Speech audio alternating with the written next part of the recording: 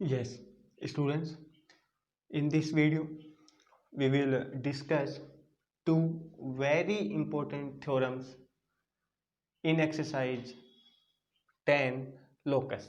देखिए student, previous video में मैंने आपको लोकस का मीनिंग और उसके लिए कुछ एग्जाम्पल्स बताए थे और एक एग्जाम्पल मैंने बताया था locus of a point equidistant from two given points is perpendicular bisector. तो उसी एग्जाम्पल को यहाँ अपन करेंगे, प्रूव करेंगे। तो अपने एक्सरसाइज 10 में सबसे जो पहली जो थ्योरम है उसका statement, theorem first statement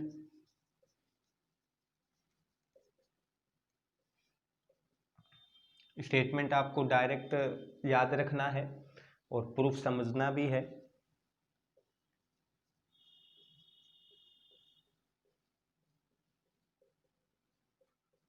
locus of a point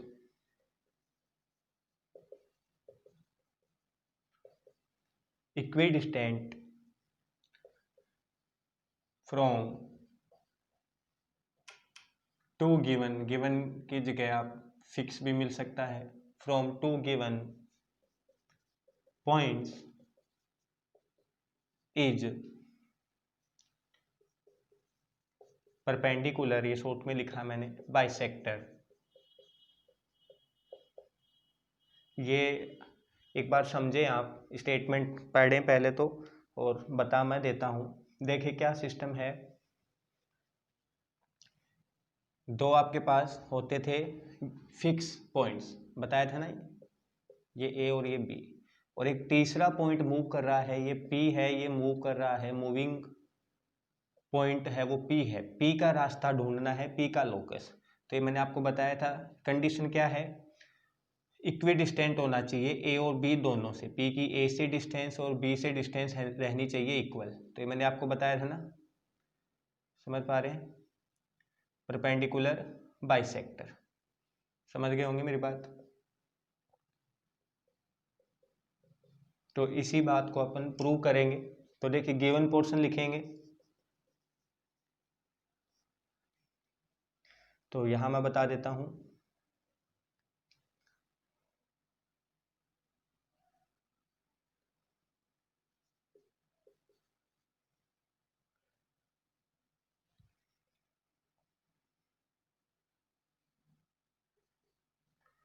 हमें ये दे रखा है कि P की A से डिस्टेंस और P की B से डिस्टेंस क्या है, इक्वल। तो सबसे पहले गिवन में यही चीज तो आएगी, P A,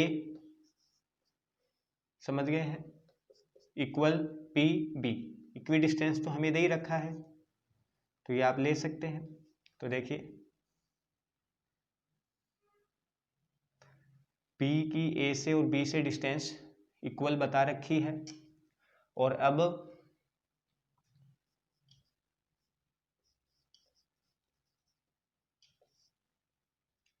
हमें प्रूव क्या करना है, जैसे मैं इसको कंप्लीट कर लेता हूँ, ए बी को मिला लेता हूँ, ज्वाइन कर लेता हूँ, और ये जो समझ गए हैं, ये नीचे तक भी जा सकता है ये लाइन, मान लो ये यहाँ पर M है, M एक बार स्टूडेंट पहले ही बता दूं, M कोई अलग पोजीशन थोड़ी है, M P की ही अनदर पोजीशन है, P घूमते घूमते यहाँ आ गया, P यहाँ आ गया यहाँ, और P की ही एक और पोजीशन M है, समझ गए। M कोई नया पॉइंट नहीं है, ये P की ही कोई अनदर पोजीशन है, P मूव कर रहा है ना, तो P मूव करते करते यहाँ आ गया, समझ गए हैं। अब आपको प्रूव क्या करना है कि ये जो PM है वो क्या होनी चाहिए, परपेंडिकुलर बाइसेक्टर ऑफ AB। तो परपेंडिकुलर बाइसेक्टर में दो बातें छुपी होती हैं, एक तो 90 डिग्री और एक हाफ हाफ। तो बोलो इसमें क्या आपको समझ आ रहा है, एंगल PMA या AM ऐसे भी लिख सकते हो आप, है ना, इक्वल होगा एंगल PMB, और दोनों एंगल आपको कितना डिग्री लेकर आना है, 90, क्योंकि परपेंडिकुलर मतलब समझ गए होंगे। और सेकंड बात हमें क्या लेकर आनी है कि AM इक्वल टू MB, और ये सेकंड पोर्शन तो मतलब ऑलरेडी प्रूव्ड है, क्योंकि P की ही जो पोजीशन है वो M है, तो PA इक्वल टू PB है, और P M पर चला जाएगा तब PA इक्वल टू PB यहाँ भी तो फुलफिल होगा ना। मतलब आपका मेन टास्क यही है, लेकिन आपको ये भी लिखना है। ये देखिए कैसे करेंगे। अब आप केवल ये फर्स्ट को आप माइंड में रखें और बताओ कैसे प्रूव करोगे। देखो यहाँ दो ट्राइंगल हैं, ट्राइंगल दोनों जो हैं इनको कॉन्ग्रेंट कर लेंगे, और कॉन्ग्रेंट करने के बाद जो भी CPCT आपको मैंने बता रखा है, तो देखिए अगर इसके प्रूफ की अगर अपन बात करें तो इन ट्राइंगल PAM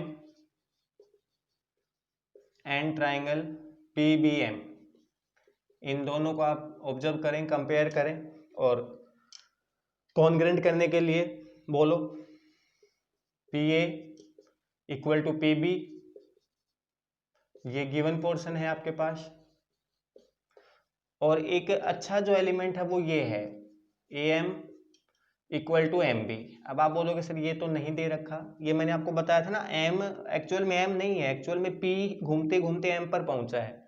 तो आप इसमें क्या लिख देंगे, M is another position of M is another position of P।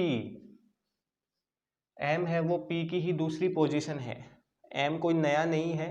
P जब घूमते घूमते मूव करते करते यहाँ चला जाएगा, उसी को मैंने M बोल दिया। तो PA इक्वल टू PB से ही आप ये भी समझे AM equal to MB। M को एक बार छुपा के आप P या P डैश बोलो, समझ पाओगे आप ये मेरी बात। तो M is another position of P, ये आपको अच्छे से समझना है इसमें। और एक PM common, PM equal to PM, ये आपके पास है कॉमन एलिमेंट, समझ गए होंगे मेरी बात। और दोनों ट्राइंगल में देखो 3 एलिमेंट्स हो गए और तीनों साइड्स हैं, तो so triangle PAM congruent triangle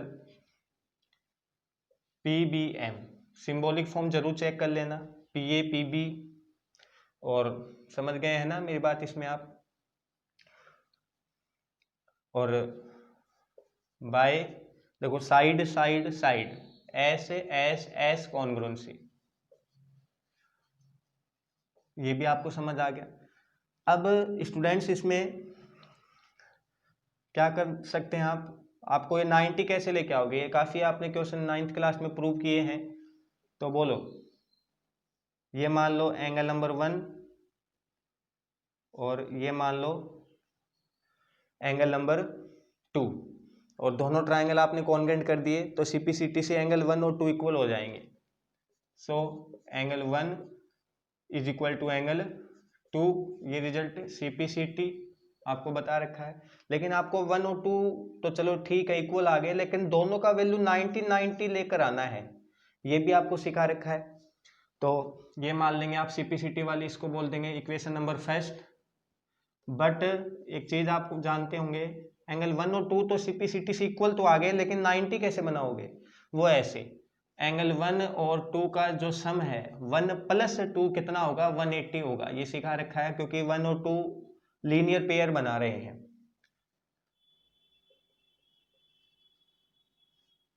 linear pair, और 1 और 2 इक्वल भी हैं, और दोनों का जो सम है वो 180 है। अब 180 आपको दो जगह पर बराबर बराबर डिस्ट्रीब्यूट करने हैं, बांटने हैं, तो 90 इसको दे दोगे, 90 इसको दे दोगे, तो आप इसको फिनिशिंग कैसे कर लेंगे, तो ये आप पोज करते हुए पहले तो नोट कर लेंगे, स्टेटमेंट आप जरूर याद रखें।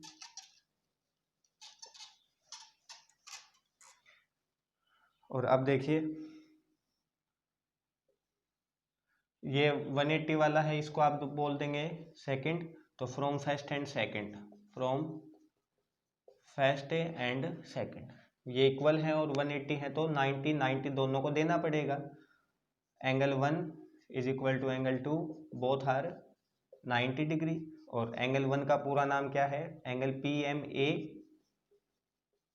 इज इक्वल टू एंगल 2 का पूरा नाम क्या है, PMB बोथ आर 90 डिग्री। तो दिस इज प्रूव्ड। तो ये वेरी फर्स्ट थ्योरम आपको समझ आई होगी। इसमें स्टूडेंट देखिए थ्योरम जो आपके पास सेकंड थ्योरम है वो देखिए, ये नोट कर लेंगे।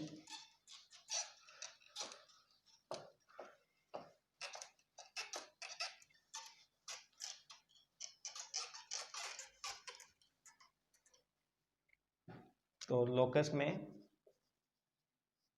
थ्योरम नंबर जो सेकंड थ्योरम है उसका स्टेटमेंट आपको बता देता हूं।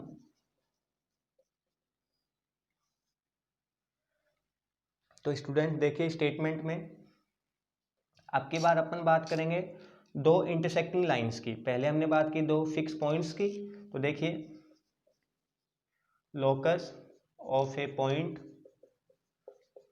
स्टेटमेंट आप जरूर समझें, इक्वी डिस्टेंट फ्रॉम टू, और ये देखो नई चीज लिख रहा हूं, इंटरसेक्टिंग लाइंस। एक पॉइंट आपकी बार इक्वी डिस्टेंस है फ्रॉम टू पॉइंट से नहीं बल्कि टू इंटरसेक्टिंग लाइंस से इक्वी डिस्टेंट रखेंगे किसी एक पॉइंट को, equidistant from two intersecting lines is, और ये वर्ड ध्यान रखें, एंगल बाइसेक्टर।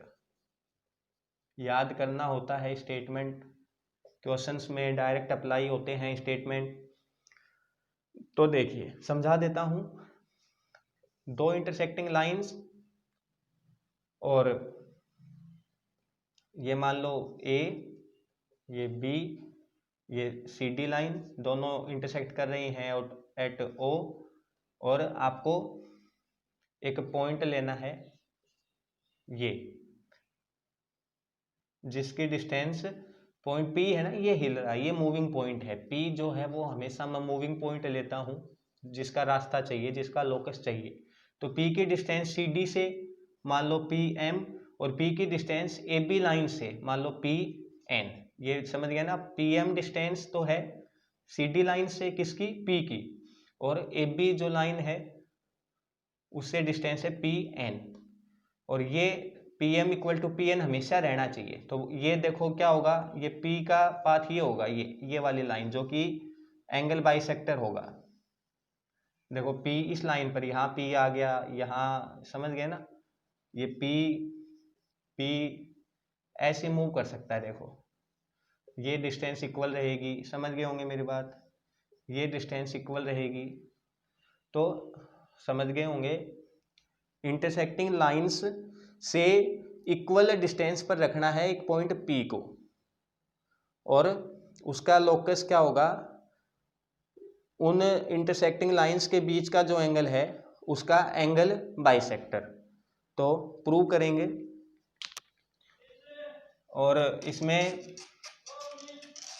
आपको एक चीज ध्यान रखनी है,